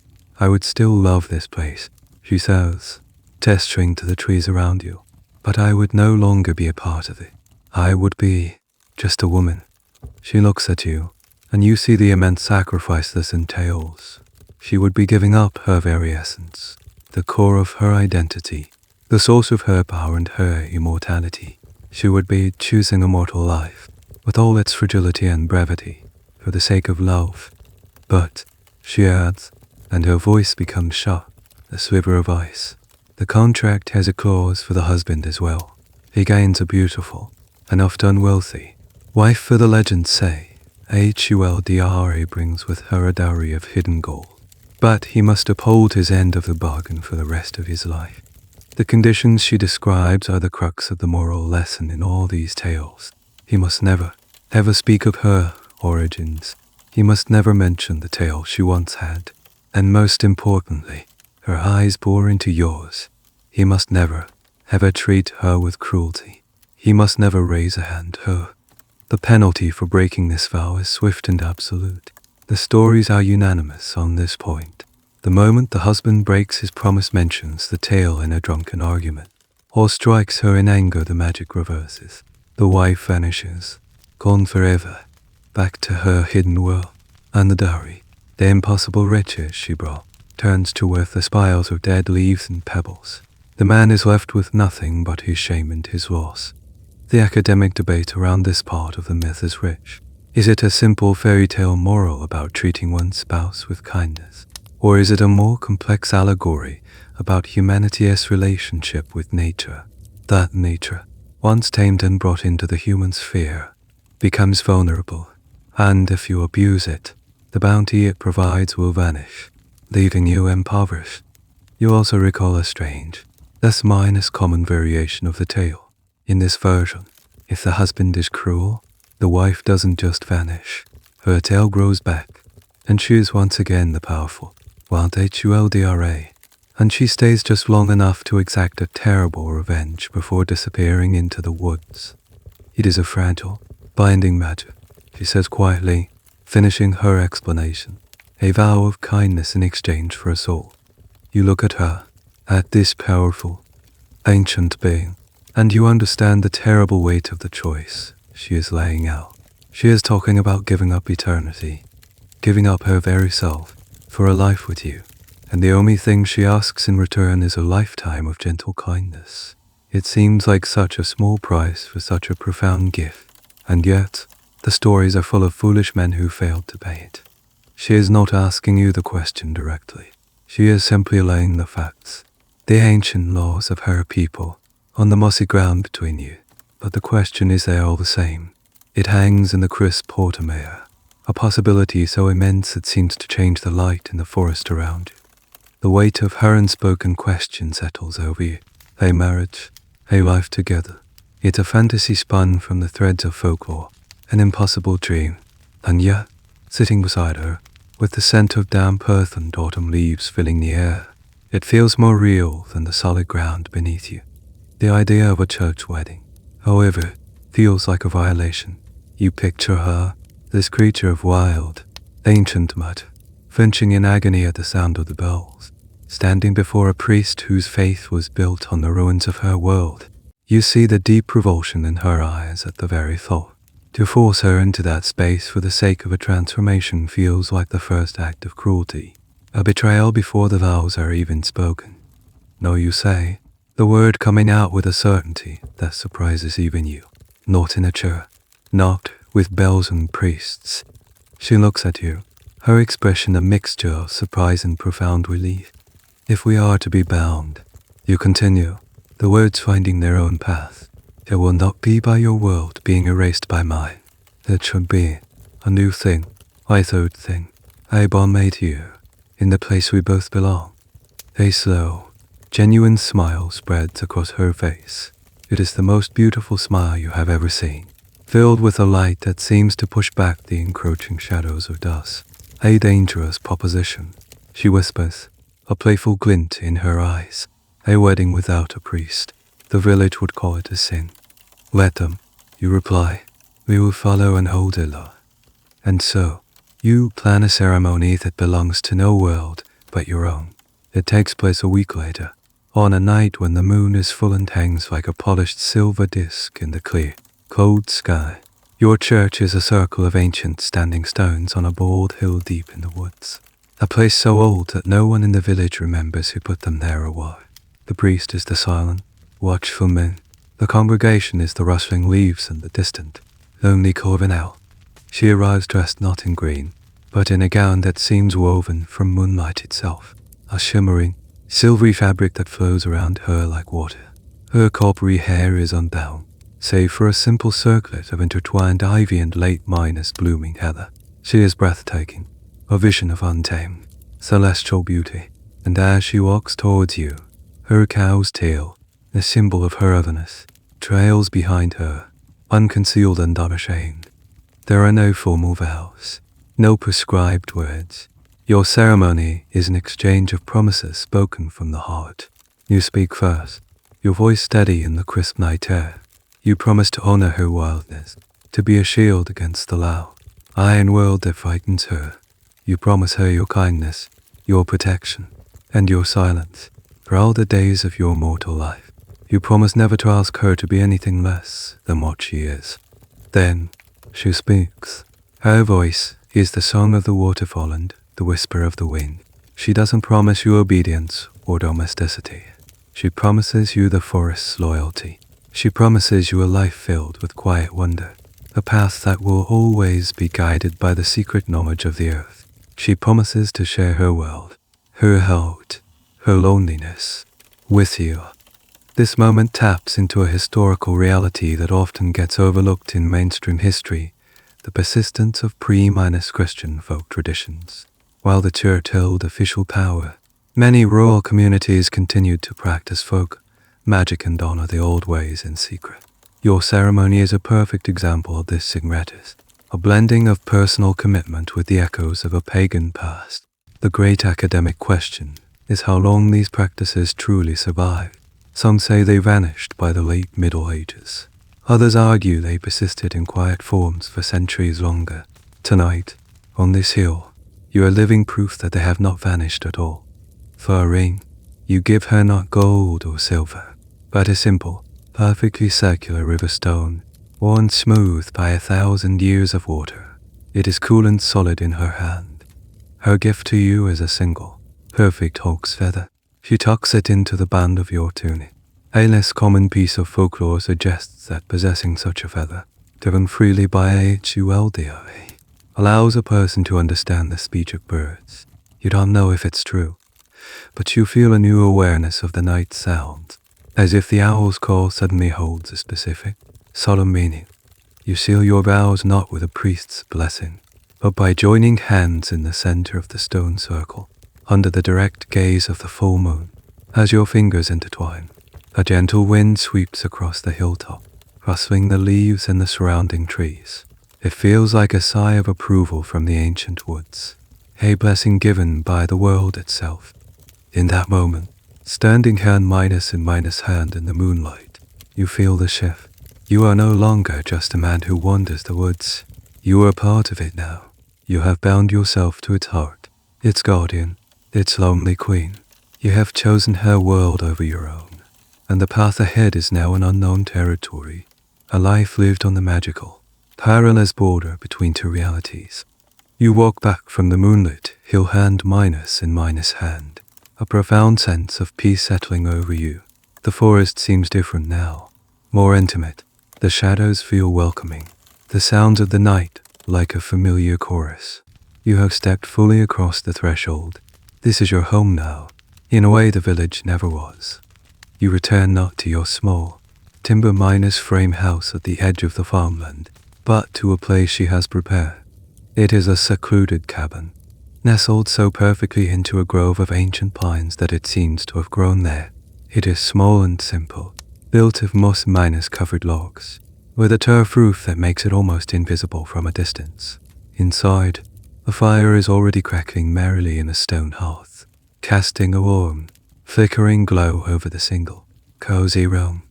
She hadn't gone to a church, she hadn't received a priest's blessing, and so, you expect nothing to have changed. You had made your peace with that, chosen it even. You had promised to love her as she was, tail and all. As she moves about the small cabin, stoking the fire, her back is to you. The silvery gown she wore for the ceremony pulls around her feet, and you see it, or rather, you don't. The space where her long, brown, bovine tail should be is empty. The fabric of the gown hangs straight and still, with no tail-stale bulge or swish. You blink, certain your eyes are deceiving you, a trick of the firelight, but when she turns to face you, a gentle, knowing smile on her lips, you are certain the tail is gone. How? You ask, your voice a whisper. There was no priest, no bell. She comes to you and takes your hands in hers. Her hands are warm now, infused with the heat of the hearth fire. The old stories are not always complete, she says softly. They are written by those who see only one kind of power, one kind of magic. She explains that the church ceremony was always just a shorthand, a symbol that humans could understand for the real magic at play. The true catalyst for the transformation wasn't the blessing of a priest. It was the selfless vow of a human heart. It was about the complete and unconditional acceptance of a mortal who was willing to love her, wildness and all, without demanding she change. The stories say the tail vanishes when the Huldra is tamed by faith. She says, her green eyes shining. But the deeper truth is that it vanishes when she is finally, truly, accepted. Your promise, spoken under the moon, was a more powerful magic than any church bell. You saw all of me, and you chose to stay. That was the only blessing I ever needed. This revelation turns the common folklore on its head. The prevailing academic theory frames the disappearing tail as a symbol of taming or civilizing the wild, but her explanation suggests a different, more empowering interpretation that it is not an act of submission, but one of reciprocal trust. She doesn't lose her wildness. She chooses to set it aside, because it is no longer needed as a defense or a test.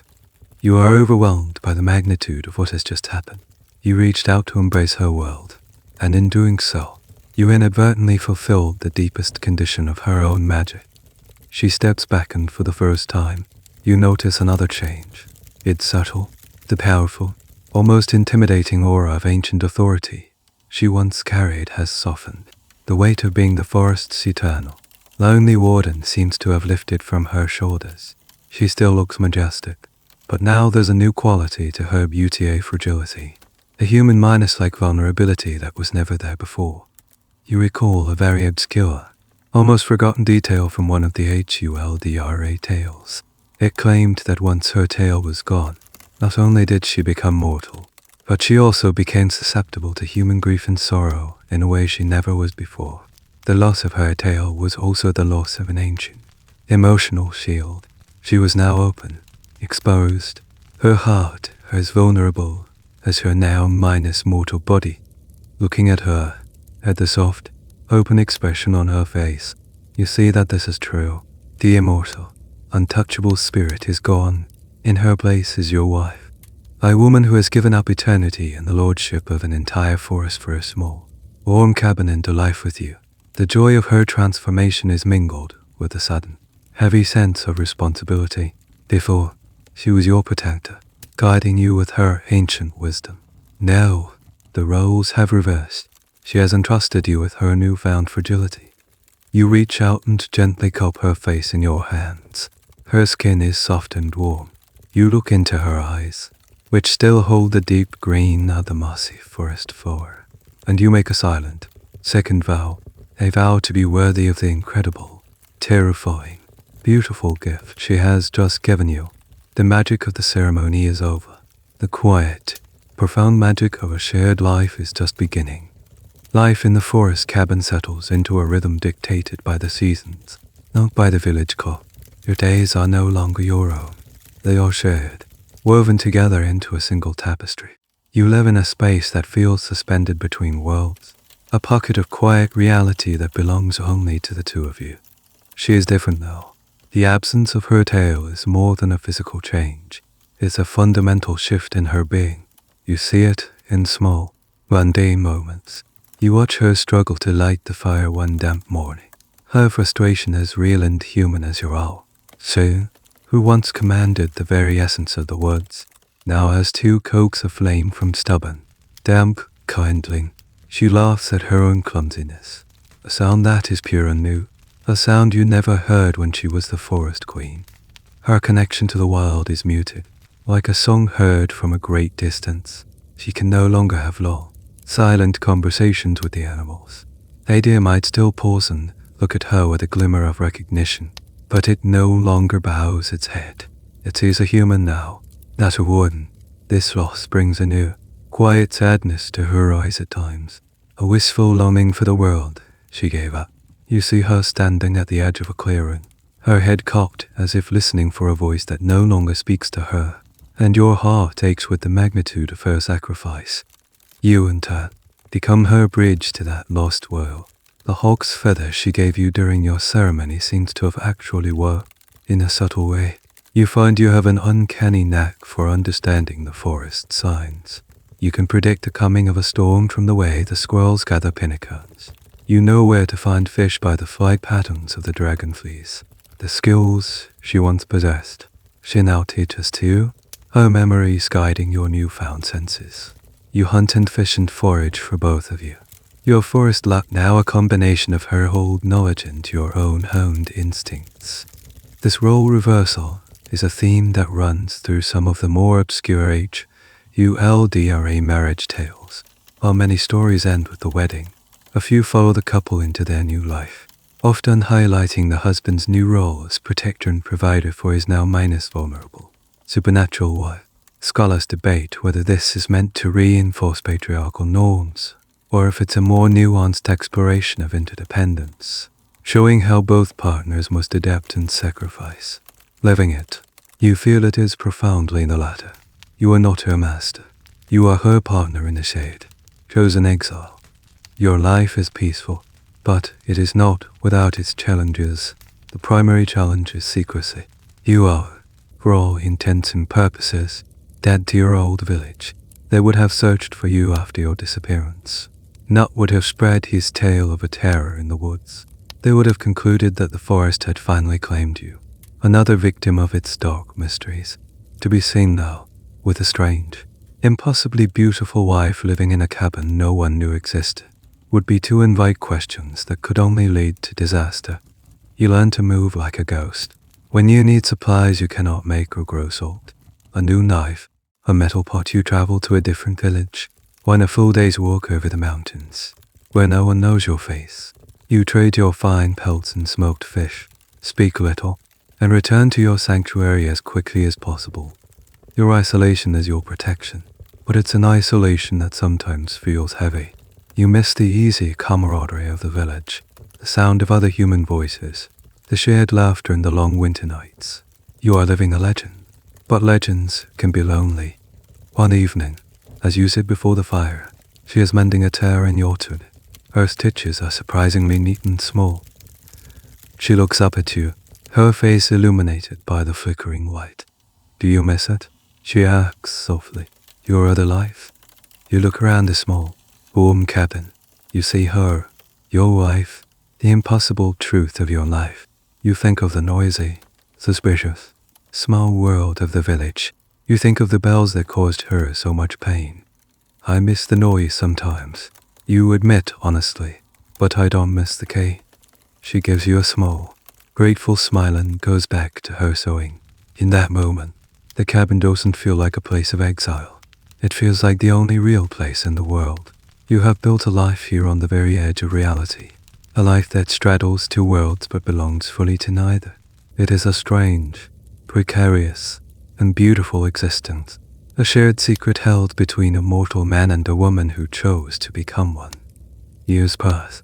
They flow by like a river, measured not in the frantic ticking of human time, but in the slow, deliberate turning of the seasons. Winters come, blanketing your cabin in a deep, silent shroud of snow. Springs arrive with the rush of melting ice and the vibrant green of new life.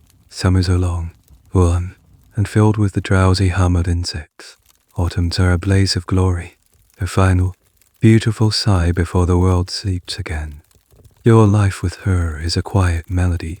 You learn the contours of her new, mortal emotions, her moments of soaring joy when she discovers a patch of rare flowers, her flashes of human frustration when a task proves difficult, her deep, quiet sorrow when she thinks of the kingdom she lost. You become the keeper of her memories, the anchor for her human heart. And you change, too. The sun and the wind carve new lines into your face. Your hair becomes threaded with grey, like frost on an autumn leaf. Your body, once strong and limber, begins to feel the familiar aches and stiffness of age. You move more slowly, your back protesting when you lift something heavy. You are a tree entering its own late autumn, your life's vibrant colors beginning to fade. She, however, remains unchanged. This is the final, bittersweet secret of your union, the one the legends never fully prepare you for. Her magical transformation into a human gave her mortality, but it did not give her age. She is still the woman you met in the misty clearing. Her hair the same right of copper and gold, her skin as smooth as birch bark, her eyes holding the same ancient, mossy green. She is caught in a perfect, timeless human moment, while you are carried relentlessly forward on the current of time. Watching her is like watching a mountain. Her beauty is a constant, a landmark in the changing landscape of your own decay. At first, this disparity is a source of wonder, but as the years pile up, a new, poignant sadness enters your relationship. You will leave her. The thought is a constant, quiet companion. The academic debate on the mortality of fairy spouses is complex. Some versions of the tales imply they age and die alongside their human partners, but a more common, tragic interpretation suggests they are merely bound to a mortal lifespan without the physical effects of aging. They remain beautiful until the moment of their death, which often comes from a broken heart after their human spouse passes away. They are tied to the human's fate, but not their biology. One evening, as you sit outside the cabin watching the stars begin to prick the deep velvet of the sky, you feel a familiar ache in your joints. You give a low, involuntary groan as you shift your position on the wooden bench. She looks at you, her face full of a love that is now mingled with a deep, sorrowful tenderness. "Does it hurt?" she asks softly. "It's just age," you say with a weary smile, the old wood of my bones creaking in the wind. She comes and sits beside you, taking your now age-minus spotted hand in her own smooth, timeless one. "Tell me a story," she says. "Tell me about the day you followed my song into the mist." This has become a ritual for you both. You tell her the stories of her own past, the memories of her life as the Huldra. You have become the historian of her immortal life. You describe the hidden waterfall, the court of animals, the fear in her eyes when the bell tolled. You speak of her tale, the secret you once kept so carefully, now a distant, cherished memory. In a strange reversal of roles, you are now the keeper of her magic. You are the one who remembers her as the powerful, eternal warden of the woods. You are the living vessel of her legend. A rarely discussed aspect of these cross-world marriages is this transference of legacy. By joining the human world, the fairy being entrusts their story, their history, to their mortal partner. You are magnificent, you tell her, your voice growing softer, weaker with the years. "Hey queen, you wear the whole forest in a single phone." She leans her head on your stooped shoulder, and you feel a tear, warm and wet, fall onto your hand. She is not crying for the power she lost, but for the future she knows is coming, the future where she will be alone again, this time in a world that is not her own, carrying the weight of a human heart you gave her. You look at her, her perfect face etched with a sorrow that is both timeless and deeply human, and you realize your final role in this long, magical life you built together. You are not just her husband, not just her partner, you are her guardian. But you are not guarding her from the dangers of the forest or the iron of the human world. You are guarding a living legend, You are the mortal frame around an immortal, heartbreaking, beautiful painting. Your purpose now is to love her, to remember for her, and, in the end, to teach her the final, most human of all lessons, how to say goodbye. The line between waking and dreaming has begun to fray. Time is no longer a straight path, but a series of overlapping circles. One moment, you are an old man, sitting on a bench with your wife's timeless hand in your gnarled one. The next, without any sense of movement, you are a young man again, standing at the edge of a misty wood, hearing a faint, enchanting song on the wind. Your memories are no longer things you recall. They are places you inhabit. You find yourself standing by the hidden waterfall, the roar of the water filling your ears. The cool spray on your face as real as it was decades ago. You see her there, the powerful, lonely warden, and you feel the familiar jolt of awe and fear.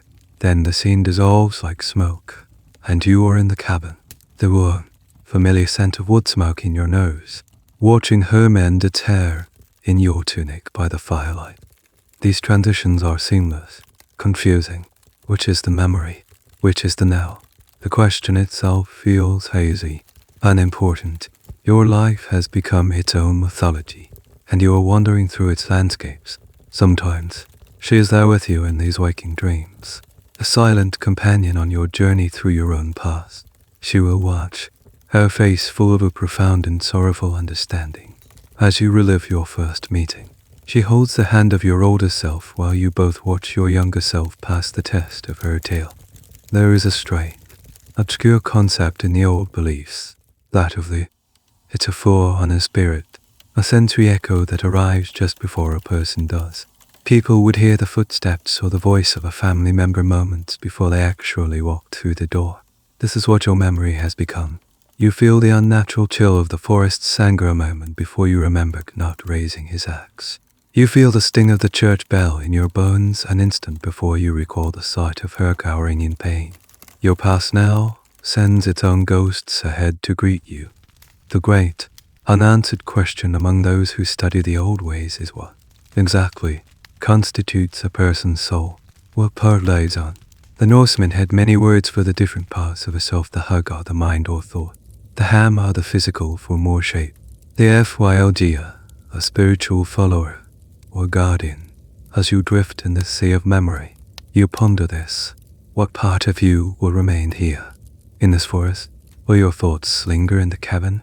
Will your spirit, minus double, continue to walk these paths beside her? Or will you just be a story, a collection of memories she carries alone in her now minus human heart? You are lying in your bed. The light outside the cabin window is soft and grey. She is sitting beside you, holding your hand. Her face is the only thing in the world that is perfectly clear. Everything else is soft, out of focus. You are tired, eye deep, bone minus weary exhaustion that feels as ancient as the stones on the moonlit hill. You try to speak, to tell her the story of the charcoal kiln one more time, but your breath is thin. Your voice is just a dry rustle of leaves. She leans closer, her ear to your lips. Your stories, she whispers, her voice thick with unshed tears. I will keep them safe. I will remember for you now. And you realize the final transformation. The magic has passed completely. You, the mortal, were the vessel for her immortal past. And now she, the newly mortal, will become the vessel for yours, your memories, your love, your shared life. This will be her new forest, a kingdom of remembrance. She will wander alone. You close your eyes. The image of her face remains, lit by an inner fire. The boundary between your mind and the forest dissolves completely. Your breath is the wind in the pines. Your fading heartbeat is the slow, steady drip of water in a hidden cave. You are no longer a man in a forest. Your story has become the forest's story, and it is time to sleep. The world of the story gently fades, its edges softening, its sounds becoming distant murmurs that travel with you as you drift. The deep green of the ancient woods, the silvery light of the moon on the standing stones, the impossible beauty of a lonely queen. These images are no longer just a narrative you are following. They have followed you down into the soft depths of your own sleep. The cabin in the woods is quiet now. The fire in the hearth burned down to glowing, gentle embers that pulse with a soft, warm light in the darkness. Feel the comfortable weight of your own blanket, the soft pressure that holds you safe, much like the deep silence know that blankets the forest in winter. The low hum of the fan you might have on is the new background noise, a gentle, constant whisper that has replaced the roar of the hidden waterfall. You are on your own quiet journey now, drifting on a slow, easy current, away from the shores of Vættir and out into the deep, calm ocean of your dreams. Every breath you take is a soft wave, carrying you further into that peaceful expanse. Perhaps, somewhere in the winding paths of your own slumber, you might catch a glimpse of the forest. Perhaps you will hear a faint, lingering echo of a beautiful song on the wind. The story is over, but its feeling remains, a gentle, quiet presence to accompany you through the night. There is nothing left to do now but to let go, to allow the current to carry you, and to rest. The end of the article. Good night.